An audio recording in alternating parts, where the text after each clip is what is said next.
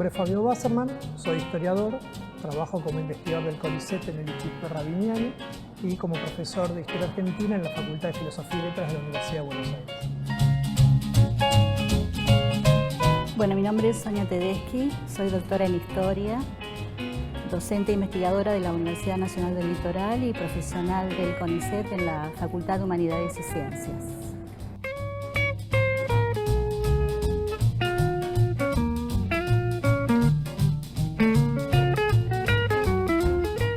Bueno, Fabio, buenas tardes. ¿Qué tal, Sonia? Bienvenido a Santa Fe, a nuestra Universidad Nacional del Litoral.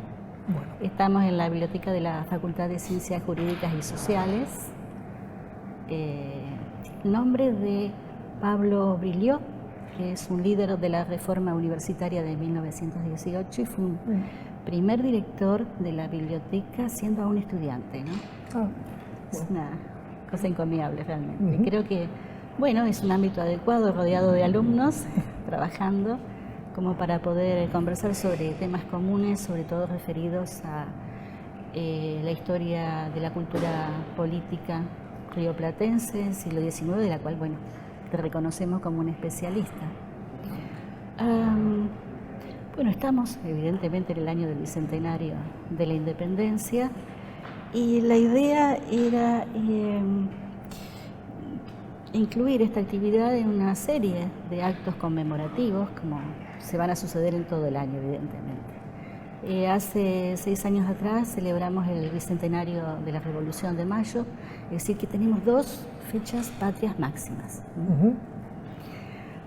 Cada una con, dicho así, con su celebración de un hecho particular, sus propios símbolos, sus propios móviles, sus propios protagonistas, es decir, pensadas de manera segmentada, ¿no? Como normalmente digamos, lo percibe la sociedad. Pero yo creo que hay que pensarlo más bien en una especie de nudo histórico, una reflexión a más largo plazo, entre 1810, 1816, un poco para atrás, un poco para adelante, para poder comprender mejor ese proceso, ¿no? Bueno, entonces te pregunto, ¿por qué estas 2 fechas patrias máximas? ¿Cómo fueron instituidas? Bueno, si es una particularidad de Argentina. Bueno, en la reflexión que vos hiciste, que me parece que es muy profunda, en parte está la clave de cómo se puede o que se debería poder pensar estas cuestiones. La primera es que es un proceso y por ahí parte del problema que muchas veces tenemos para poder pensar estos acontecimientos es que los pensamos como acontecimientos aislados. Eso tiene que ver, entre otras razones, no es la única, porque buena parte del conocimiento que nosotros tenemos sobre estos procesos vienen de la escuela y en la escuela se piensa en términos de fechas. Entonces está el 25 de mayo de 1810, que es la Revolución, el 9 de julio de 1816, que es la Independencia. Y eso está pensado como 2 cuestiones que se sabe que están conectadas, pero que no se terminan de pensar nunca y de articular. La única forma de poder pensar es considerando que formaban parte de un mismo proceso, lo cual no quiere decir, y esto también es muy importante, que el resultado de la independencia era necesariamente lo que estaba en los inicios del proceso. Como vos bien decías, los historiadores lo que hacemos para poder construir sentido sobre los procesos del pasado es hacemos varios ejercicios intelectuales. Uno es la periodización, es decir, bueno, nosotros vamos a estudiar un proceso que se inicia en este momento y se prolonga hasta determinado momento. Y eso siempre es motivo de debate. En los últimos años la historiografía, no solo argentina, sino iberoamericana o hispanoamericana en general, lo que plantea es la necesidad de correr un poco las fechas, que si estamos acostumbrados a pensar a partir de 1810, o en el caso argentino, que se hizo una particularidad argentina a partir de las invasiones inglesas, 1806, 1807, que en realidad hay un momento clave que es 1808.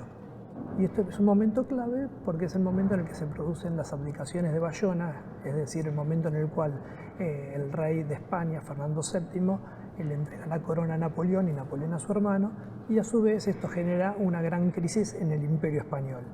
Y esa crisis es lo que va a ir por una serie de acontecimientos, va a ir, y sobre todo por la ocupación francesa de la península española, va a generar situaciones nuevas y la necesidad de pensar también soluciones nuevas frente a algo impensado, que es qué se hace cuando no tenemos más monarca legítimo. Es un gran problema porque es una situación para la cual la sociedad hispanoamericana no estaba preparada.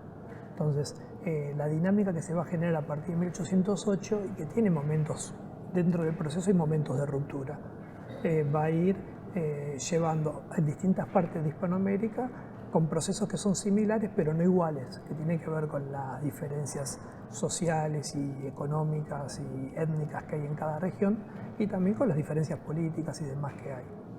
El otro momento clave claramente es 1810, que es de donde lo concebimos tradicionalmente, y es clave porque es el momento en el que en España son derrotadas las fuerzas locales finalmente y se desintegra la última autoridad que tenía algún grado de legitimidad, que era la Junta Central.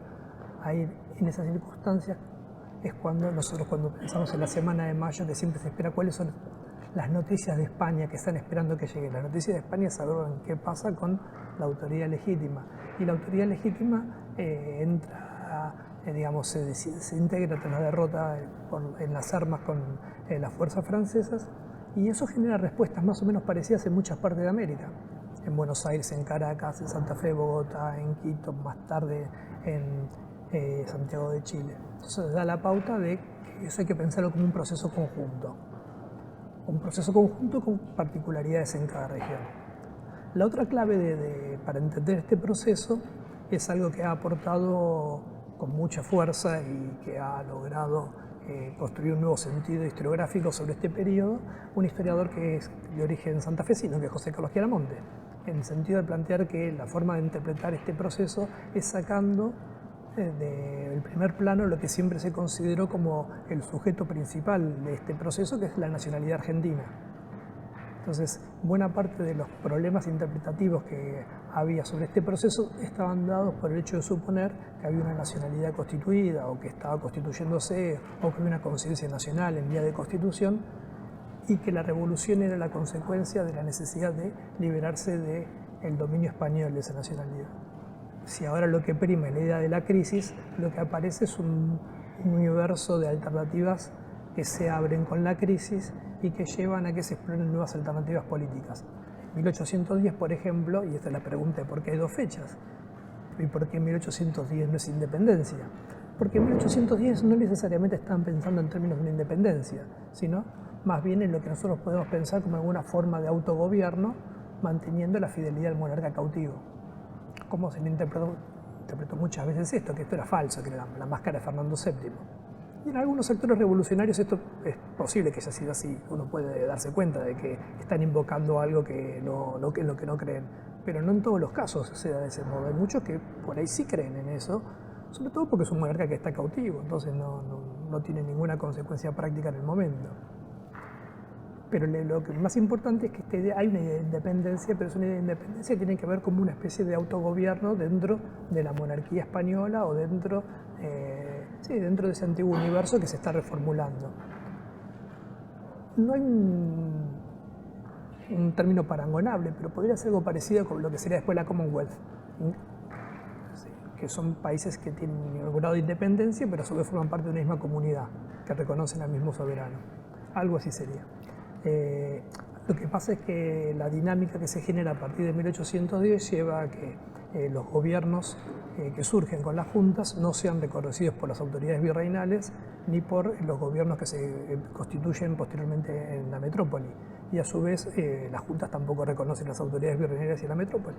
Entonces entra una dinámica de enfrentamiento, de guerra, la revolución se hace guerra y eso va generando campos antagónicos y situaciones en las cuales había mucha ambigüedad que con el correr del tiempo va perdiendo esa ambigüedad, o sea, hay que pronunciarse, está de un lado o del otro, y a su vez se van creando nuevas identidades, se van construyendo también nuevas formas de legitimación política, pero insisto, esto es un proceso, no es que los que actuaron en 1810 sabían que iba a pasar todo esto, tenían un programa para que pase.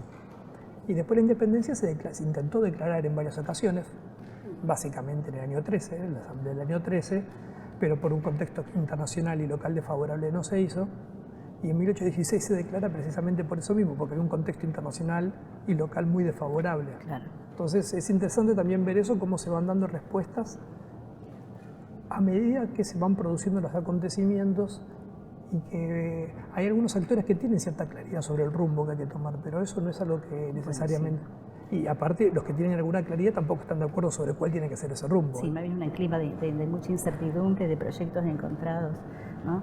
Este recorrido que hiciste, que digamos nos va llevando a los factores que condensan después para declarar la independencia, en este recorrido mencionaste esta postura de Chiaramonte de revisar esta noción de nacionalidad argentina. Y yo remarqué hoy las Provincias Unidas de Sudamérica como las firmantes de la declaración, ¿no? Porque bueno, en ese entonces no había fundado una nación, cosa que está muy arraigada en el imaginario. Es más, muchos pueblos, los del litoral, no participaron del Congreso por diversas razones y hay muchas interpretaciones sobre eso, ¿no? Entonces, ¿cómo ves esa separación, digamos, de proyectos y esta no inclusión de los pueblos del litoral, mostrando también de que no hay una nación argentina pensada como hoy, con sus límites, sino que hay otros recortes territoriales? Incluso no nos olvidemos de los diputados de Charcas, ¿no? Que siempre están como personajes secundarios y sin embargo han tenido una importancia muy grande en este proceso. Sí, bueno, efectivamente, como vos decías, si uno saca la idea de la preexistencia de la nacionalidad argentina, lo que queda es, bueno, pero entonces, ¿qué había? Lo que había es algo que también, sobre lo cual ha insistido Chiaramonte, obviamente no es el único autor, lo menciono porque ha sido muy importante en la historiografía argentina y hispanoamericana en general sobre este punto, eran pueblos, es decir, las ciudades con cabildo, que estaban constituidas como comunidades políticas, que tenían sus derechos y un vínculo particular con el monarca. Cuando se produce la revolución, empieza a haber una tensión entre los gobiernos centrales que buscan crear un régimen de unidad, es decir, con un gobierno central, y los pueblos que buscan de algún modo mantener el manejo de sus recursos, el control de su territorio, el control de su población. Y ahí uno se ve también cómo esta idea de independencia puede significar muchas cosas. Nosotros pensamos la independencia solo en clave nacional como una lucha anticolonial, pero por ejemplo, en 1816, 2 meses antes de que se declare la independencia de las Provincias Unidas en Sudamérica, Santa Fe se declara independiente de Buenos Aires. Eso también es una independencia, ¿no? Después del Pacto de Santo Tomé se produce una serie de acontecimientos y Buenos Aires reconoce la libertad e independencia de Santa Fe, que formaba parte de la gobernación de Buenos Aires. Sí, así es. Entonces, uno ve ahí, pero entonces, ¿qué sería? Cuando uno piensa en términos de independencia, tiene que pensar quién se independiza de quién y en qué sentido. Y la idea de independencia no era necesariamente en términos de una nacionalidad con respecto a una metrópoli, sino en términos de algún cuerpo político. Un tipo de sujeción. Que, claro, que está sometido y que busca de ser no dependiente, que es independiente, es decir, poder existir libremente y actuar por sí mismo, en forma soberana y autónoma. Entonces, yendo a lo que estabas planteando, hay que tener en cuenta que, bueno, los protagonistas son los pueblos. Y en el Congreso de Tucumán están representados pueblos que van, digamos, de Buenos Aires, todo lo que sería de Córdoba hacia Cuyo y de Córdoba hacia el noroeste, pero no los pueblos del litoral, que formaban parte de otro proyecto político, el proyecto artiguista, el proyecto de los pueblos libres, que lo que promovía era una confederación y que eso implicaba que se iba a buscar mantener esa soberanía, esa independencia y libertad de cada uno de los pueblos. El proyecto artiguista era radical por el contenido social que tenía, pero también por el tema de la soberanía particular de los pueblos, que dejaba en manos de los pueblos un control muy importante. Frente a eso, las autoridades revolucionarias, no solo las de Buenos Aires, pero quienes adherían a la marcha de los gobiernos centrales, lo que promovían era alguna forma de unidad, ¿no? Algunos una unidad mucho más fuerte y otros menos, eso ya es discutible, y eso implicaba también el hecho de que esa unidad no era algo que estaba preconstituido, sino que había que constituirlo.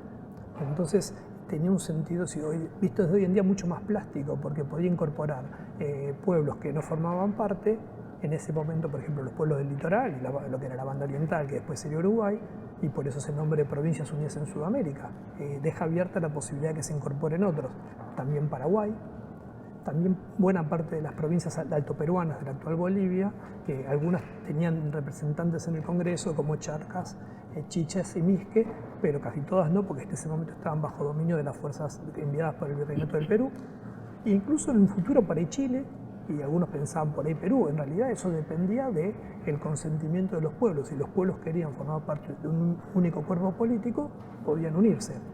Y esa es la idea de nación que predominaba en ese entonces, no de un pueblo que tiene características culturales o una historia en común, sino... Claro, lenguas.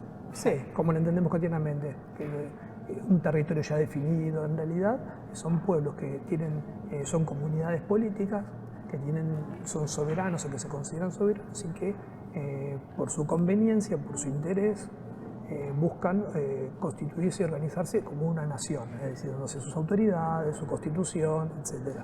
Y eso es lo que es el segundo propósito que tiene el Congreso de Tucumán. El primero es declarar la independencia, pero junto con eso es constituirse. Y la constitución va a ser posterior, va a ser en el 19, ya en Buenos Aires el Congreso, y con un bajo nivel de reconocimiento por los pueblos, por una constitución muy centralista y veladamente monárquica, ¿no? Entonces ahí se ve nuevamente que este es un proceso abierto, que no hay que considerarlo como algo que ya estaba predeterminado que iba a suceder ahí.